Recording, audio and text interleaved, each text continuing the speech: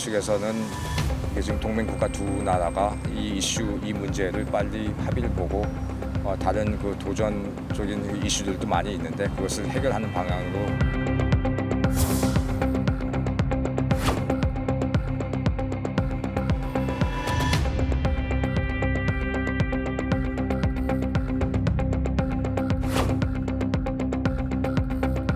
So maybe if they would both want me to, I'll be getting involved between Japan and South Korea.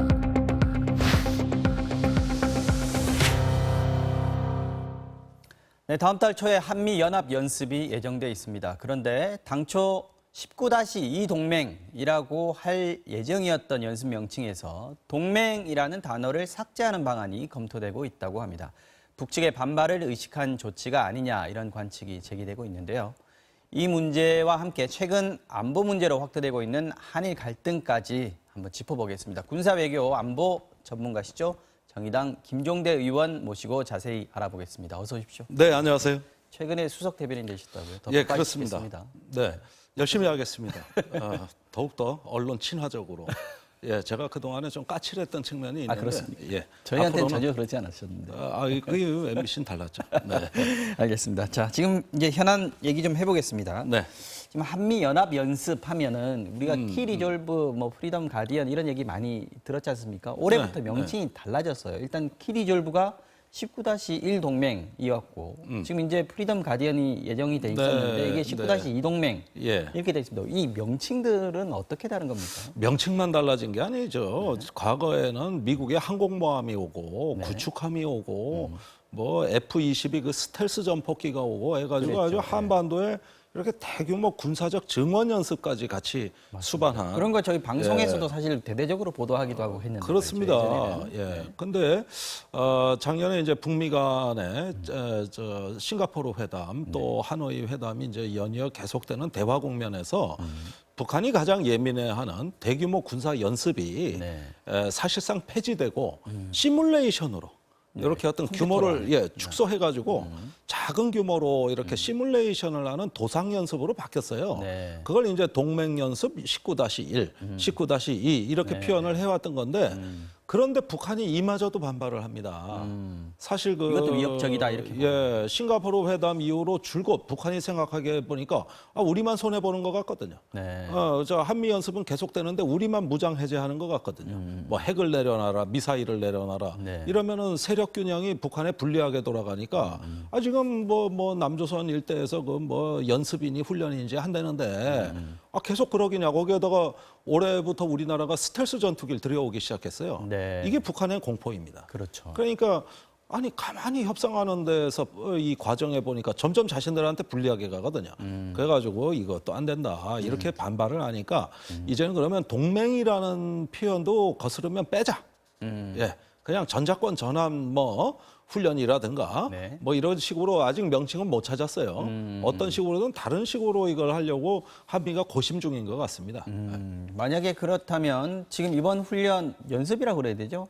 연습이랑 훈련이랑은 뭐가 다른 겁니까? 그러니까 대규모 실병이 기동되는 연습과 훈련이 병행이 된 건데 예전에는 연습과 훈련이 다 병행됐던 거죠. 네. 그런데 연습이라면은 한번 전쟁 절차를 숙달하기 위해서 시나리오대로 한번 각본을 짜서 불시에 이제 참모본부가 대기하고 있으면은 야 상황 이런 상황 떨어졌어 조치해봐 이렇게 시나리오가 날라와요 불시에. 상황에 대해서 예. 어떻게 대응할 것인가에 대해서 실제로 한번 그렇죠. 시뮬레이션으로 한번 판단을 해보는 겁니다. 그리고 절차 연습을 해보는 거예요. 한미가 이 호흡을 안 맞추면 연합작전이 안 되거든요. 그러니까 어떤 상황을 각본에 따라서 한번 자기들 조치를 해보는 걸 연습이라고 하는 거고. 그러면 이번에는 비행기가 항공기가 뜨고 전투기가 뜨고 포탄을 쏘고 이런 훈련은 아니라는 얘기죠. 예, 그거는 이제 작년부터 그 대규모 실병 기동 훈련이 아니라 대대급 이하의 소규모 기동만 하고. 예. 그다음에 대부분은 시나리오엔 각본 연습으로 되어 있습니다. 그럼 동맹이라는 단어를 뺀다라고 하면 그건 어떤 의미가 있을까? 어느 정도 수준으로 우리가 낮출 수 있습니까, 이건? 그런데 이 부분이 이제 참 난처한 것이 아니 군대라면 모름지기 끊임없이 훈련을 하고 연습을 해야 되거든요. 그렇죠. 예, 그런데 뭐 축구 대표팀이 1년 내내 전지 훈련 한 번 안 하고 또 연습 게임 한 번 안 뛰고 네. 월드컵 나갈 수 있겠어요? 그러니까 군대가 존재하는 한 훈련을 해야 되는 겁니다. 해야 되는 계속 게 해야 되는 당연한 건데 건데. 네. 이건 군대의 본성이니까. 그런데 문제는 이것이 외교가 된단 말이죠. 네. 북한은 지금 핵과 미사일을 내려놓겠다는데 남조선 쪽에서 벌어지는 거 보니 변한 게 없거든요. 네. 근데 재래식 군사력은 점점 본인들한테 불리하게 돌아가고 이 세력 균형이 북한한테 불리해지니까 이건 뭐야 비핵화 협상하니까 점점 더 나를 위협하고 점점 더 내가 불리해지네. 네. 이런 것들을 계속 표출해 왔습니다. 그러니까 내부의 체제 유지 세력 내에서도 반발이 있고 그러니까 그놈의 그 보기 싫은 훈련 뭐 연습 그거 좀 하지 마라. 지금 비핵화 협상을 하고 있는데 그거 왜 하냐? 북한에서 나오는 뉘앙스를 보면 지난번에 트럼프 대통령하고 판문점에서 김정은 위원장이 만났을 때 이번 훈련에 대한 얘기도 어느 정도 그냥 이거 안 할게라고 약속을 한 거 아니냐 이런 생각도 좀 아니 드는데 그러지는 아닌가요? 않습니다. 예, 그렇게까지는 안 했고요. 단지 비핵화 협상을 뒷받침하기 위해서 네. 그동안에 한미가 뭐 스텔스 전폭기가 오고 항공모함이 오는 대규모 실병 기동은 빼고 네. 도상 연습 시뮬레이션으로 바꿔서 해왔던 겁니다. 네. 그러니까 이제 그런데도 이것을 북한이 여전히 위협적이라 그러니 일단 중요한 건 외교거든요. 지금 군사보다는. 그래서 외교를 뒷받침하기 위해서 뭔가 모종의 지금 재검토를 하고 있는 것으로 보여지는 거죠. 알겠습니다. 다른 얘기 해보겠습니다. 요즘 뭐 최고 이슈로 지금 떠오르고 있는데 한일 경제 갈등 이게 네, 이제 네. 안보 문제로까지 연결이 됐습니다. 네. 지난번에 대통령하고 여야 5당 대표 예. 회담에서 그 얘기가 나왔습니다. 지소미아를 파기하는 것도 검토해야 된다. 그건 이제 심상정 정의당의 대표랑? 심상정 대표가 한 얘기고 네. 아무 준비 없이 왔던 정동영 대표가 민평당 대표가 들어보니까 근사하거든요. 네. 그래서 자기도 막 말을 보태고 이 카드가 이렇게 된 왜 거죠. 얘기가 되는 겁니까? 자, 그거는 자 원래 한일 간의 그 강제징용에 대한 어떤 대법원 판결은 역사 문제입니다. 네. 그리고 법치주의의 문제예요. 무슨 뭐 이게 뭐 다른 어떤 안보 문제도 아니고 네. 과거 역사 문제입니다. 그런데 역사와 정의를 바로 세우는 문제인데 이 문제에 대해서 우리 대법원 판결에 일본의 보복 조치가 경제 문제로 나왔어요. 그렇죠. 예, 그게 뭐냐면 반도체 소재 3개 한국의 수출을 제한하겠다는 겁니다. 그렇죠. 그런데 이 역사 문제에 경제 보복의 칼을 들이대고 한국을 경제 제재한다는 게 명분이 딸리거든요. 그럼 법원이 한 일 아닙니까? 그렇죠. 네. 그런데 정부의 수반이 나서가지고 이러면 이게 이제 행정부 간의 법원 간의 문제가 아니라 정부 간에 이래 되니까 명분이 좀 딸려요. 그래서 안보 문제를 슬쩍 끼워 넣은 겁니다. 일본 총리가. 예, 그래서 한국이 전략 물자를 북한에 뭐 빼돌린다 이러면서 안보 문제를 명분으로 해가지고 이거 다 잘못된 명분이지만 네.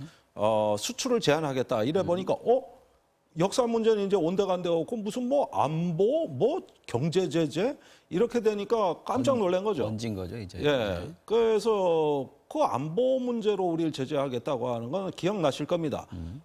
작년 연말부터 올해 연시까지 동해 이 대화태 어장에서 네. 한일 레이더 갈등이 있었습니다. 그렇죠. 네. 그때도 한번 그 그때 얘기하셨습니다. 우방국인 군대가 보니까 갈등을 겪네.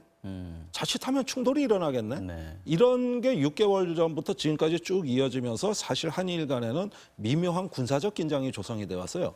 아베는 그때도 한국에 언젠가 보복하겠다고 작심을 한 겁니다. 이거 지금 6개월 이상 준비한 거예요. 지금 조치는. 그렇다고 볼 수 있겠군요. 이건 확실한 거예요. 6개월 이상 준비해서 지금 G20 정상회담 끝날 때 기다려서 꺼낸 카드입니다. 그러니 한국군 못 믿겠다.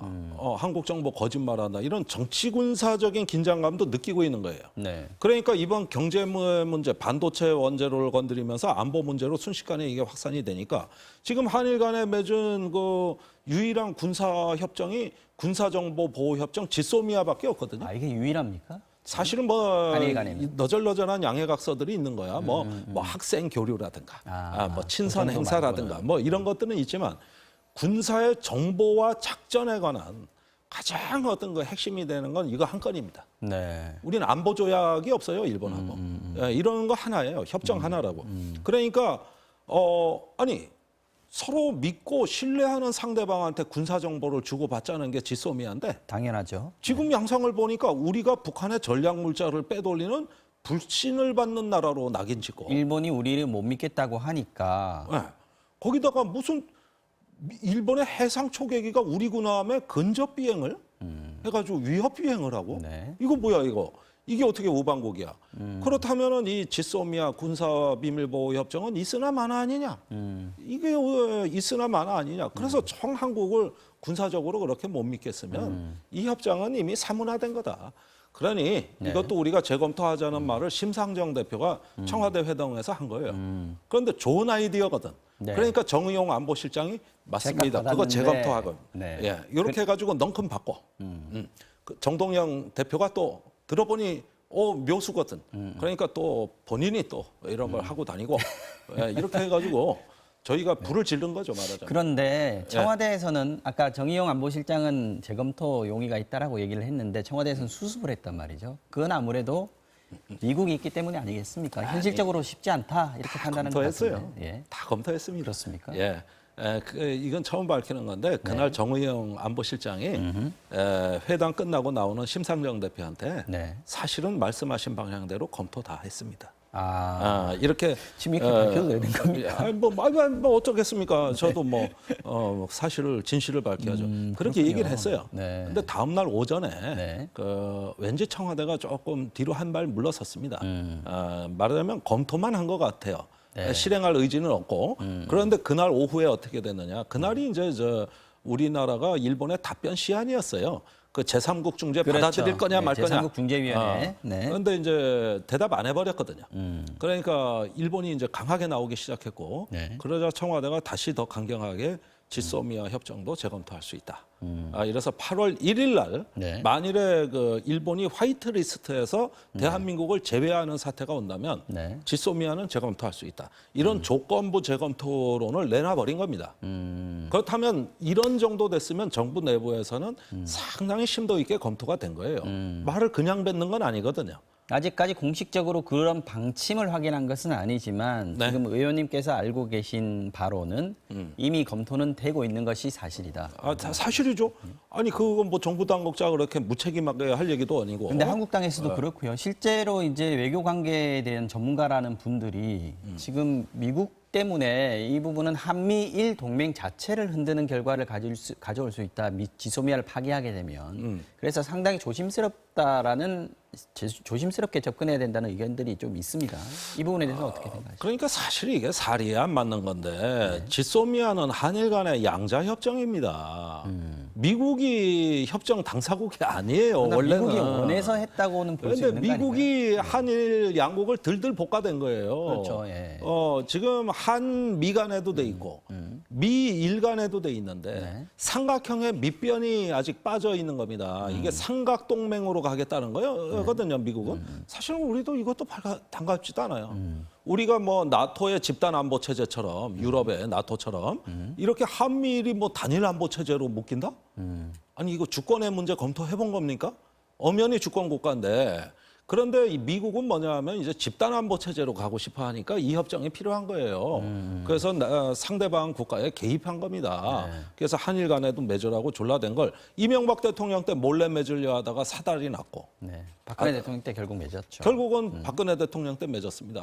그때 국내에서 무수한 사람들이 반대했고 저는 군사 전문가로서 우선 실익이 없다고 비판을 했어요. 알겠습니다. 이 문제는 좀 시간이 얼마 안 남았으니까 이거 한마디 하고 가겠습니다. 지금 네. 미국이 좀 관여를 해달라, 중재를 좀 해달라 이게 지금 우리 쪽 입장 아니겠습니까? 그런데 아니요. 그건 아닙니다. 잘못하신 거예요. 김현종 안보실 1차장도 미국에 가서 분명히 얘기했지만 중재 요청한 적이 없다. 이제 트럼프 대통령은 문 대통령이 내가 관여할 수 있는지 물어봤다. 한국이 물어봤다. 이렇게 얘기를 했거든요. 트럼프 대통령이. 자, 이 외교에서 양자관계, 외국의 어떤 중재라는 걸 맡길 땐 굉장히 신중해야 되는데 우리 정부는 지금까지 단 한 번도 중재라는 표현을 쓴 적이 없고 네. 또 미국이 그런 중재 에이전트 역할을 해달라는 걸 공식 부인하고 있어요. 지금 미국에 얘기하는 건 뭐냐면은 안보 문제가 있으니 한번 어떤 그 관심을 갖고 관여할 수 있는 부분이 있다면 한번 서로 협의해 보자 이렇게 했지. 네. 지금 일본에 우리 입장을 알려주십시오. 중재해 주세요. 뭐 공인중개사 같이 이 중재라는 단어는 지금 써서는 안 되는 단어입니다. 그렇게 되면 우리가 일본한테 얕보이거든. 네. 그 저기 일본하고 지금 자존심 싸움을 하고 있는데 우리가 먼저 제3국에 가가지고 아이고 좀 말려주세요 하고 부탁했다는 얘기가 되는데 요거 외교상 금기시된 거니까 조심해서 용어를 써야 되는 거예요. 알겠습니다. 더 얘기를 계속 나눴으면 좋겠는데 지금 시간이 다 돼서 그렇습니까? 오늘 예. 이만 인사를 드려야 될 것 같습니다. 예.